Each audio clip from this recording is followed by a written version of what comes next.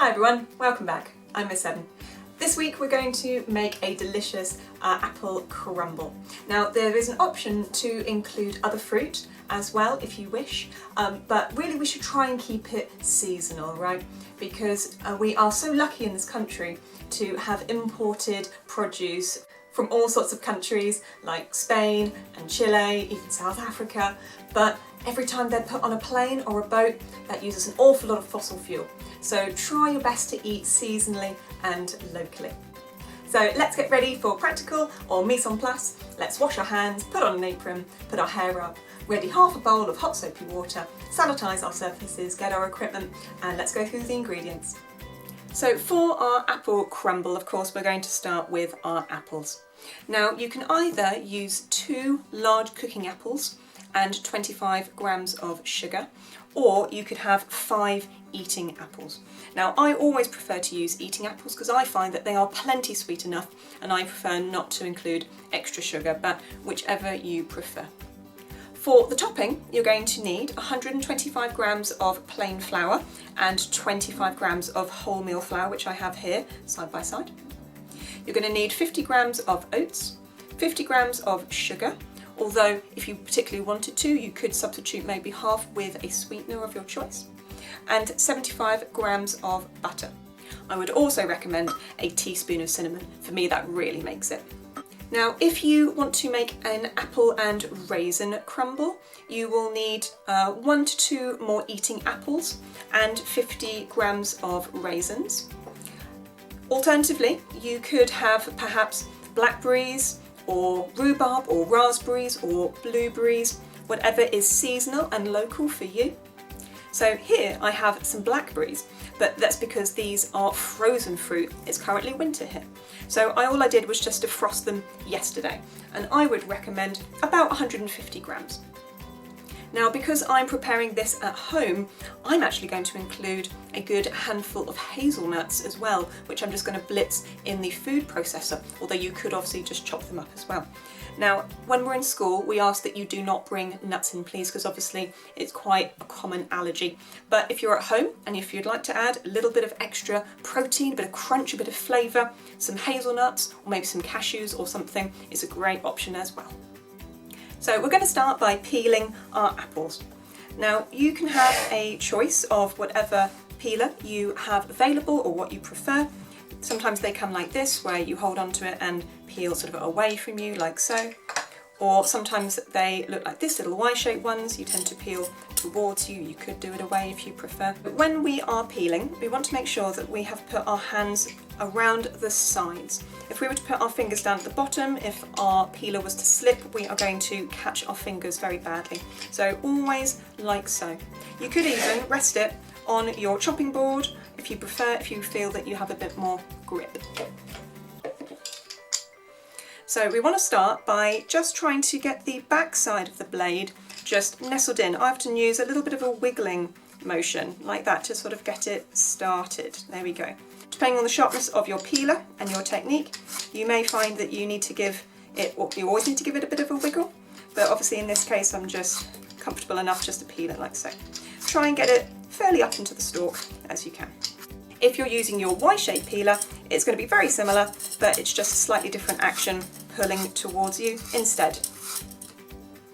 Now, in case you were also wondering, the reason there is a spike on most peelers, or a sharp point on this type, is because it actually gives you the availability to dig out little unpleasant areas in things like apples and potatoes. So if you need to, you can just catch in like that, and you just turn the fruit or the potato around, and that means that you reduce the amount of wastage overall. Rather than cutting off a big section, you can just take out the little less appetizing parts.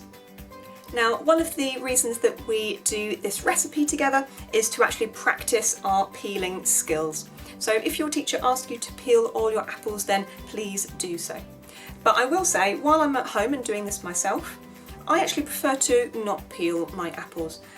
There is more fibre in the skin. I don't find that the texture of the skin imparts any kind of unpleasant quality to the crumble. I prefer to keep it in, and it's less work. But you decide which you'd prefer to do at home. So what we're going to do is prepare our apples and we're going to place them into a small saucepan. So have it ready to one side. Now we're going to prepare our apples into small little cubes. If it rolls, what do? We cut it in half, of course we do. So let's make sure that we are holding our knife correctly, 4 fingers on the side, thumb comes down like a magnet, an extension of our arm. We want to make sure that we are using the bridge all the way through like a choo-choo train, or the claw with our fingers tucked right underneath, fingernails on the food. So let's go through using the bridge, cut all the way through. There we go. Now we've got 2 flat sides we can work with. Let's use the bridge again, all the way through. Now when they're in quarters, this is when I prefer to decore them. So I find that the easiest way is to hold onto it with our claw, come down so you can see, and cut at an angle, and then you can cut the core completely free, and that can go in our bits bowl.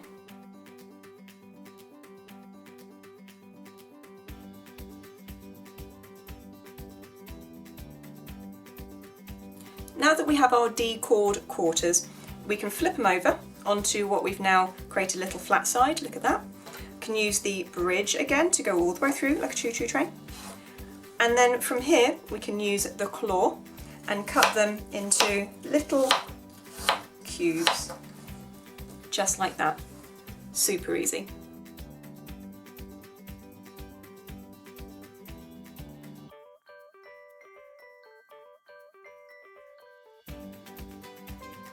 Now we want to add 200 millilitres of water to our saucepan. There we go, so make sure you come down nice and low so you can read the measure. We can pop that in there. And if you're adding dry fruit like raisins or solid fruit like rhubarb, you'll want to put that in now. But if you have soft fruits, we're not going to add it to our saucepan, we're going to add it later on. And we'll just pop this to one side. Next we're going to add all of our dry ingredients to our large mixing bowl.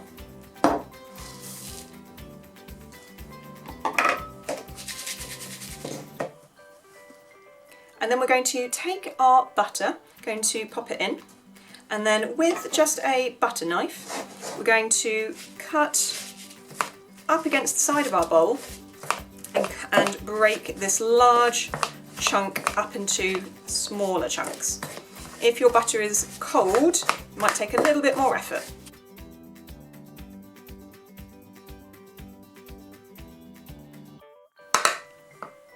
So you can see I just spent about a minute cutting it up into smaller chunks. Doesn't have to be perfect. And now we're going to get our hands in for the rubbing in method. So it comes down the side like that, and you're going to scoop up from beneath, and you're going to keep your fingers fairly open. You're going to, what I like to call the xylophone method, kind of like playing the xylophone. So just the fingertips, from little finger to index finger with your thumb, and a lot of the flour will fall through your fingers, and that's fine. But just over several minutes you're going to mix it all together like so. What you don't want to do is squeeze it, okay? That won't do anything. So you're going to play the xylophone for the rubbing in method. So down the sides, bring it up, fingertips all the way across, down, fingertips, down, fingertips. And you really want to lift it out of the bowl. It won't be very effective if you're trying to do it down low. And this will take a few minutes, but we're going to be looking for a breadcrumb consistency.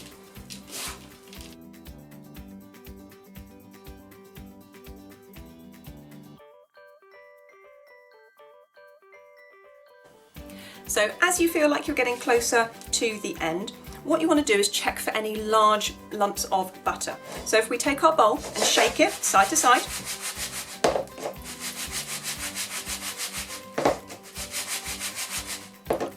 all of the large lumps will come to the surface. It's a little bit more tricky to tell because of the oats in this case, but if you just pick off the large lumps of butter with your fingertips, break up those last bits, and you're done. Look at that.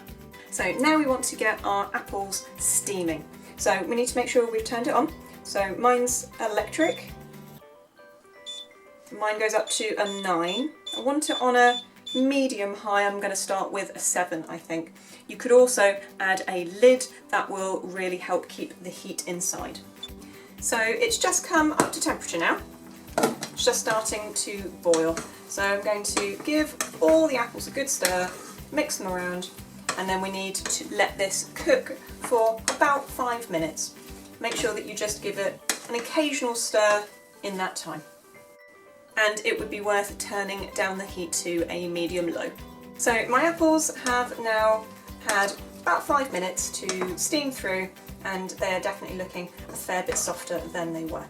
Now what I want to do is transfer my apple into my baking dish, but I don't want to include all that water that's in there. So there's a couple of different ways. I could either use a slotted spoon and just scoop them out and put it across, or I could maybe use a sieve, as long as I was being very careful because the apples are of course quite soft.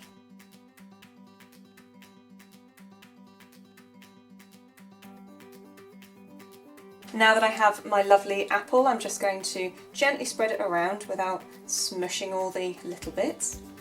And now this is where I want to add any soft additional fruit. So I'm just going to scatter them in.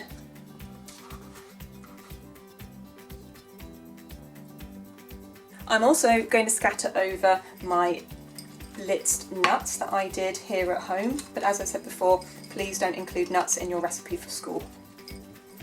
And now I want to make up some cinnamon sugar. So I'm going to take a teaspoon of cinnamon. I want to make sure it's about level.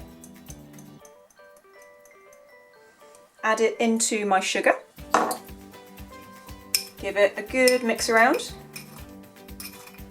And now I'm just going to scatter that over my fruit as well. I'm going to do about half. And now I'm going to add my crumble topping, making sure I get a nice even coverage. Don't want it just in the middle. Wonderful, and now I'm going to add the remainder of my cinnamon sugar.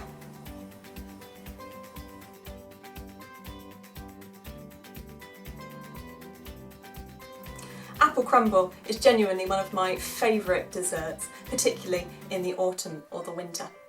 The addition of frozen fruit really makes it feel like a luxury. And with the addition of a drizzle of full-fat cream or maybe some Greek yogurt, it makes for a really healthy option compared to some alternative desserts. So I hope you enjoyed making that with me. Catch you next time.